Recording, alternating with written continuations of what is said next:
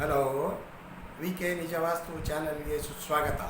ಈಗಾಗಲೇ ನಾನು 43ನೇ ಎಪಿಸೋಡನ್ನು ಮುಗಿಸಿದ್ದೇನೆ. 44ನೇ ಎಪಿಸೋಡನ್ನು ಪ್ರಾರಂಭಿಸುತ್ತಿದ್ದೇನೆ. ಹೀಗೆ ಹೇಳುವುದೇನೆಂತಂದರೆ, ಪಶ್ಚಿಮದ ವಾಯುದಲ್ಲಿ ಮನೆಯಲ್ಲಿ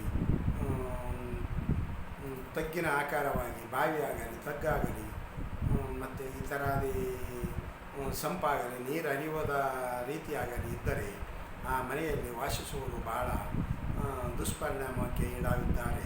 ಯಾಕಂದರೆ ಅಲ್ಲಿ ಪಶ್ಚಿಮದ ವಾಯು ಭಾಗ ತಗ್ಗಾಗಿದ್ದರೆ ಅಲ್ಲಿ ಮಹಿಳೆಯರು ಸಮಾಧಾನದಿಂದ ಇರುವುದು ಕಡಿಮೆ, ಬಹಳ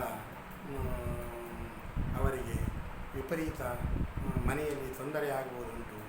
ಈ ತೊಂದರೆಯಿಂದ ಮಹಿಳೆಯು ಮನಸ್ಸು ಒಂದು ಥರ ಇದು ಆಗಿ ಏನೆಂದರೆ ಒತ್ತಡದಿಂದ ಮನೆಗೆ ಬಿಟ್ಟು ಹೋಗುವುದು, ಅಥವಾ ಹೆಣ್ಣು ಮಗಳು ತವರು ಮನೆಗೆ ಸೇರುವುದು, ಅಥವಾ ಒಂದು ವೇಳೆ ಯಾವುದೇ ರೀತಿಯಿಂದ ಕೆಟ್ಟದ ಹಾದಿಯನ್ನು ಹಿಡಿಯುವುದು ಸರ್ವೇ ಸಾಧಾರಣವಾಗಿರುತ್ತದೆ. ಅದಕ್ಕೆ ಪಶ್ಚಿಮದ ವಾಯು ಭಾಗದಲ್ಲಿ ಮನೆಗೆ ಉತ್ತರ ಈಶಾನ್ಯ ಪೂರ್ವ ಮತ್ತು ದಕ್ಷಿಣ ಭಾಗಕ್ಕಿಂತ ಪಶ್ಚಿಮ ವಾಯು ಭಾಗದಲ್ಲಿ ತಗ್ಗೇನಿದ್ದರೆ ಈ ರೀತಿಯಾಗಿ ತೊಂದರೆ ಇರುತ್ತದೆಂದು ಹೇಳಲು ಇಷ್ಟಪಡುತ್ತೇನೆ.